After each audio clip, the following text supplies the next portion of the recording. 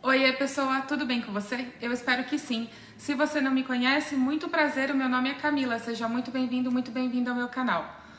O vídeo de hoje é o tradicional Decora Mais Fala, em que eu decoro o meu planner e falo com você sobre algum tema específico. O tema de hoje foi sugerido pela querida Silmara, do canal Silmar, onde ela distribui amor através do papel. Se você não conhece o canal dela, eu vou deixar aqui embaixo, super recomendo, é um canal super legal também. O tema que ela sugeriu é o preconceito com o uso de medicações para tratamento de condições de saúde mental. Tema comprido, né? Vamos encurtar? Remédio para tratar a depressão e a ansiedade. Se você gosta desse tipo de vídeo, em que a gente fala sobre temas diversos enquanto mexe com coisinhas de papelaria que amamos, já aproveita para se inscrever e ativar as notificações, assim você não perde nenhuma novidade. Novo ou antigo no canal, também já aproveita para deixar o like, tá bom? Vamos lá? Bom, então vamos lá. Silmara me deu um desafio e eu vou tentar tocar esse desafio aqui da melhor forma possível, certo? Porque não é simples falar sobre o uso de medicação para tratamento de questões de saúde mental. Por quê? Porque eu entendo que não adianta eu chegar aqui e dizer mais do mesmo.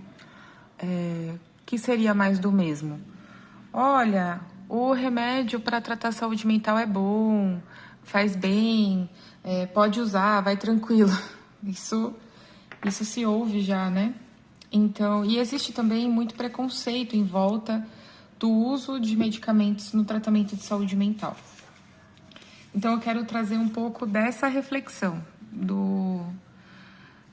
do preconceito a respeito do uso desses medicamentos e de como eles funcionam, para não ser mais do mesmo. Só que para poder explicar como que os medicamentos para a saúde mental funcionam, eu preciso explicar primeiro como é que o cérebro funciona, né? Afinal, é lá que eles vão fazer efeito.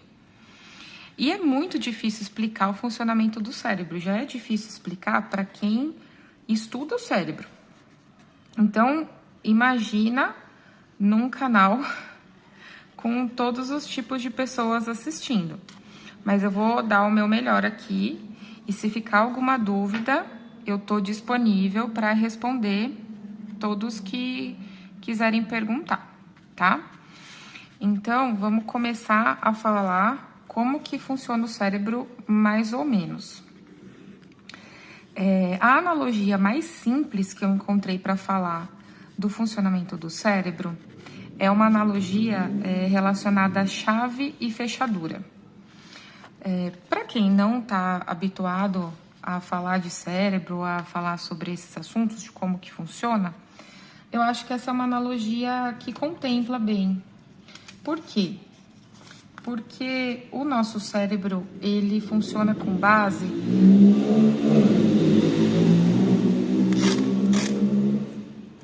Deixa a moto passar, né? O nosso cérebro funciona com base em mediadores químicos. São substâncias químicas que nosso próprio corpo produz e transmitem as informações dentro do cérebro. Então, o nome técnico é neurotransmissores. Os neurotransmissores são substâncias químicas representadas por moléculas que saem de um neurônio e chegam no neurônio seguinte, no espaço da sinapse. Então, o espaço da sinapse é um espaço de comunicação entre um neurônio e outro, e a comunicação é feita pelos neurotransmissores. Então, falando o nome técnico assim, só para vocês entenderem aí o começo da história.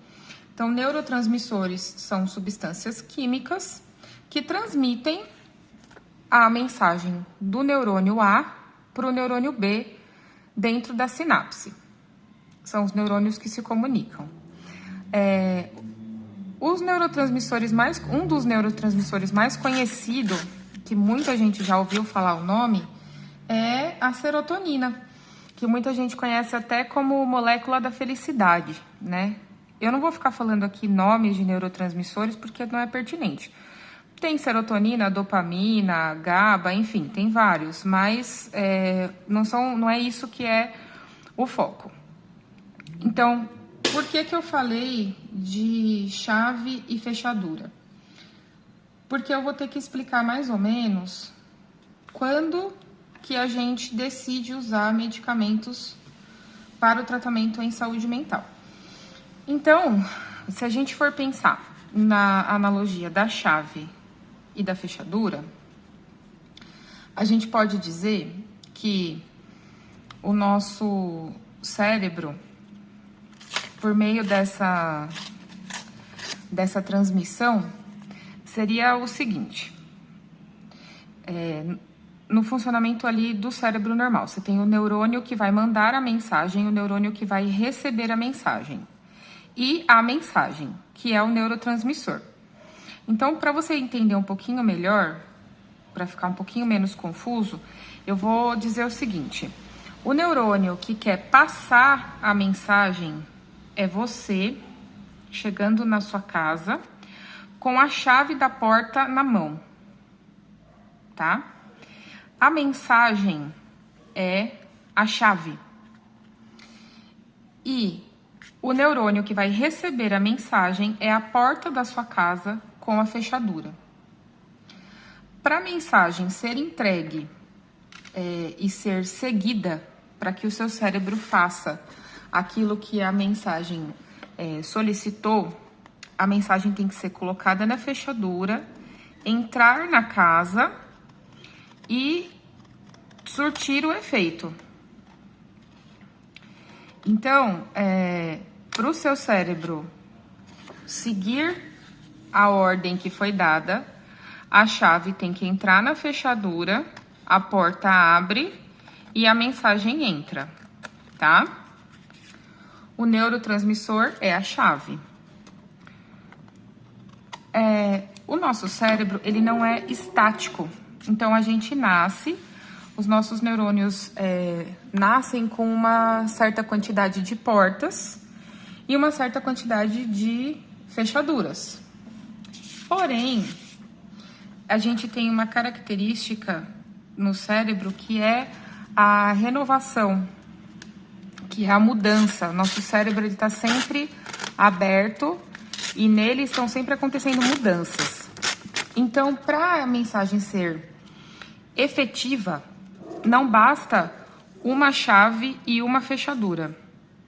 É como se eu tivesse uma porta com várias fechaduras e eu tivesse que colocar a chave em todas as fechaduras para que essa porta se abra. Se eu coloco em uma fechadura só, a mensagem entra um pouquinho. Se eu coloco em duas, ela entra melhor. Se eu coloco em todas, ela entra de uma vez. Então, quando o nosso cérebro vai se renovando, a depender dos estímulos que ele recebe, ele pode ter mais ou menos fechaduras e produzir mais ou menos chaves. Quando isso acontece? Isso acontece quando eu tenho estímulos positivos e estímulos negativos. Então, o ambiente influencia nessa produção ou nessa suspensão, digamos assim, de chaves e fechaduras. Quando eu vivo por muito tempo numa situação triste, numa situação de humor deprimido, veja, não estou falando ainda da medicação, tá?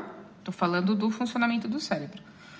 Quando eu passo muito tempo numa situação de humor deprimido, o meu cérebro entende que ele não precisa produzir tantas chaves. E ele também entende que se eu não tenho tantas chaves, eu não preciso de tantas fechaduras.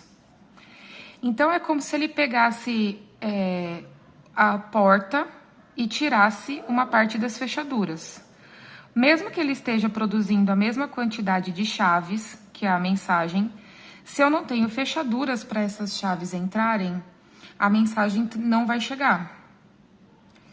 E se eu tenho poucas chaves e muitas fechaduras, a mensagem também não vai chegar como ela deveria chegar.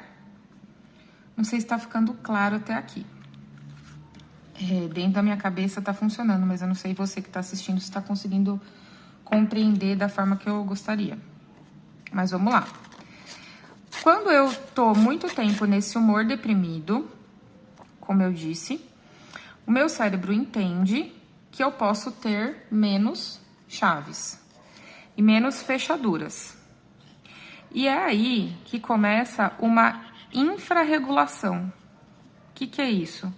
Mesmo que eu tenha as moléculas, mesmo que eu tenha as mensagens, elas não cumprem o papel que eu esperaria, porque eu não tenho portas o suficiente para essa mensagem chegar. Se eu tenho fechaduras, mas eu não produzo mensagens o suficiente, chaves o suficiente, essa mensagem não vai chegar também. Então, o que isso significa? Isso significa que quando a pessoa ela está no início de uma condição de saúde mental, eu vou pegar como exemplo a depressão, porque ela é mais fácil, tá? Quando eu passo muito tempo em humor deprimido, meu cérebro vai entendendo que eu não tenho necessidade de tantas chaves e tantas fechaduras. Na maioria das vezes, o que ele faz? Ele diminui a quantidade de fechaduras que eu tenho disponíveis para receber as mensagens. E aí, por mais que eu saia desse ambiente ou eu saia desse estado de humor deprimido, eu não tenho quantidades o suficiente de fechaduras para receber a informação da alegria, por exemplo. Tá? Então, se eu não tenho quantidade suficiente de portas de entrada, por mais que eu tenha a mensagem, ela não vai chegar adequadamente. Então, isso significa que o funcionamento químico do meu cérebro, independentemente de eu estar fazendo terapia ou recebendo estímulos positivos, o funcionamento químico do meu cérebro ele já foi afetado. E aí, esse funcionamento, ele não se restabelece sozinho ou por meio de tratamentos não medicamentosos. Por quê? Porque a chave, a mensagem, ela é o quê? Ela é uma substância química. E a terapia, ela ajuda, é muito importante para a gente resolver as questões que causaram essa desregulação química, mas elas não resolvem essa desregulação. Então, para regular novamente, eu preciso fazer o quê?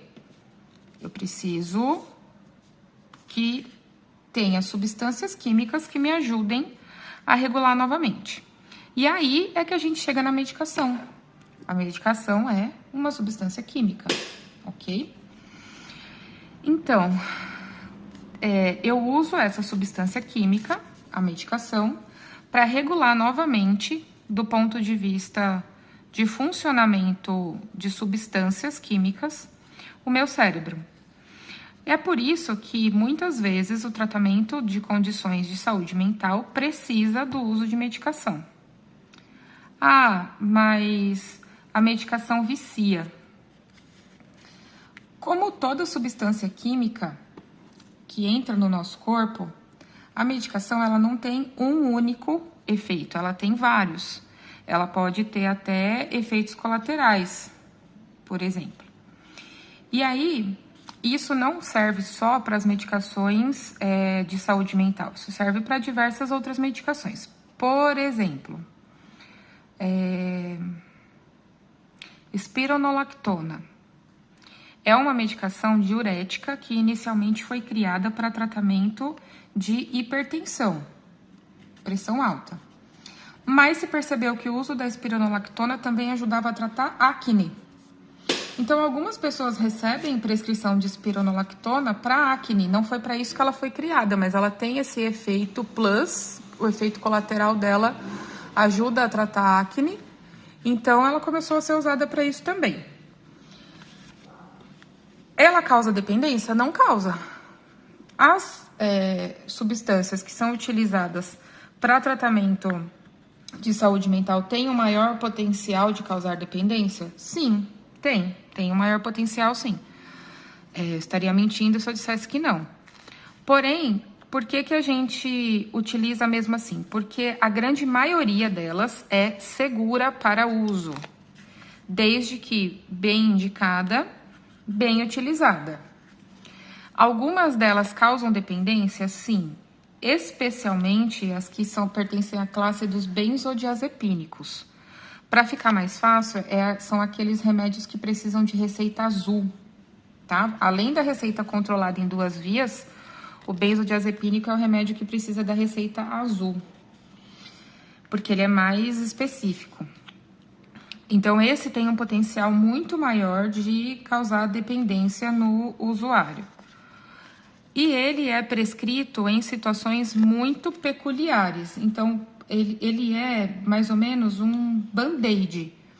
Por exemplo, se você não dorme bem, você tem uma dificuldade maior de restabelecer o funcionamento químico do seu cérebro. Então, um paciente que precise de tratamento de saúde mental com utilização de medicação, mas que ele não está dormindo adequadamente, o cérebro dele não consegue se reorganizar quimicamente e ele precisa de uma ajuda para dormir. E aí, o benzodiazepínico ele pode ser utilizado. Além disso, tem alguns benzodiazepínicos de efeito rápido que também ajudam em casos de crise. Às vezes, quando a pessoa tem crise de ansiedade, essa medicação ela ajuda a controlar a crise. Então, isso também tem que ser levado em consideração, porque as crises também são muito prejudiciais. E aí, essas são as medicações com potencial de causar dependência, mas como eu disse, se ela for bem indicada e bem utilizada, ela não vai causar. Como ela é um band-aid, ela deve ser usada por pouco tempo. Você não coloca um band-aid no braço e deixa ele lá para sempre. Então, ela sendo utilizada adequadamente pelo tempo recomendado, a chance dela causar dependência é muito menor. Deixa eu ver se tá gravando, porque eu tô aqui falando loucamente, né? Então, a chance dela causar uma dependência se torna muito menor porque ela foi bem indicada e está sendo bem utilizada. Elas têm potencial de abuso? Sim. O que é potencial de abuso? É o potencial da pessoa começar a achar que não está fazendo efeito e começar a aumentar a dose. Muitas vezes até por conta própria. E aí, pode ser que quanto mais aumente a dose, mais ela queira aumentar a dose. É uma substância química, e se ela está causando dependência, a dependência dela vai ser igual à dependência de drogas ilícitas, né? Quanto mais eu recebo o prazer que me traz aquilo, mais eu vou querer reproduzir aquele prazer. Então, a chance de eu querer aumentar mais a dose tá aí. Porém, tem outras medicações que não fazem isso. E aí, essas outras medicações que têm um menor potencial de abuso e que a gente costuma recomendar, elas servem para restabelecer o funcionamento químico. Então, geralmente, a gente prescreve um benzodiazepínico, que é o Band-Aid, junto com o tratamento que vai restabelecer o funcionamento químico do cérebro da pessoa, buscando um uso curto do benzodiazepínico, só para ajudar mesmo a potencializar o efeito da outra medicação, que vai efetivamente regular de novo o funcionamento químico do cérebro. Então, o que essa medicação vai fazer? Quando eu tenho a medicação, a maior parte delas, a maior parte dessas medicações imita ou se transforma na molécula que eu preciso que o cérebro tenha para passar a mensagem adequadamente. Então, vou pôr esse cachorrinho, tô achando ele muito fofo. Então, por exemplo, uma classe de medicamentos que se chama inibidores da recaptação de serotonina. O que eles fazem? Você tá chegando na sua casa com um monte de chaves, que são as serotoninas. E aí você tem um monte de chave para colocar nas fechaduras, mas só tem uma fechadura disponível. Aí o seu cérebro vai entender que ele precisa colocar mais fechaduras. Então, o que essa medicação faz? Ela impede que a serotonina que foi liberada na sinapse, que é o espaço de conversa, seja reabsorvida. Então, se você chegou na porta da sua casa com um monte de chave na mão e não conseguiu colocar a chave nas fechaduras, o que você vai fazer? Você vai guardar a chave de volta. O que você conseguiu colocar na fechadura, você deixa lá. O que você não conseguiu, você vai guardar. Seu neurônio faz a mesma coisa. Essa medicação, ela faz o quê? Ela impede que você guarde as chaves. Se você não guarda as chaves, o seu cérebro entende esse estímulo como um sinal de que ele precisa produzir mais fechaduras, porque tem muitas chaves que estão ali esperando para ser utilizadas e não estão sendo utilizadas pela falta de fechaduras. Então, o que ele vai fazer? Ele vai começar a colocar mais fechaduras nessa porta para que você consiga abrir a porta com mais intensidade e essa mensagem vai chegar adequadamente aonde ela tem que chegar. E seu cérebro vai entender o que você precisa fazer. Nossa, é difícil explicar isso. Então, o que a medicação faz? Ela faz que a molécula que está levando a mensagem fique disponível no cérebro por mais tempo, para o cérebro entender que ele precisa ter mais fechaduras, mais espaços para a entrada dessa mensagem. Então, ele vai disponibilizar mais portas para essa mensagem entrar. E quando ele faz isso, você está regulando positivamente, novamente, o funcionamento químico do seu cérebro. E aí, com essa nova regulação positiva que está sendo feita, a chance da mensagem chegar onde ela tem que chegar, da forma como ela tem que chegar, é maior. Então, a sua terapia vai também começar a fazer mais efeito, porque você está conseguindo ter mais resposta aos estímulos positivos, e isso vai te ajudar a se recuperar com mais velocidade. Por que tem muita gente que acredita que essas medicações que não têm potencial de causar dependência, causam dependência? Porque normalmente, quando se tem uma parada brusca do uso dessa medicação, nos primeiros 3 meses a pessoa ainda fica ok. E aí depois ela tem uma recaída muito bruta. E aí a maioria das pessoas entende que essa recaída é uma crise de abstinência. De certa forma, a gente poderia até chamar de abstinência, sim. Mas isso tem um motivo. Por quê? Você estava ali com essa regulação superior. Lembra que eu falei que a medicação ela serve para fazer o seu cérebro fazer mais portas.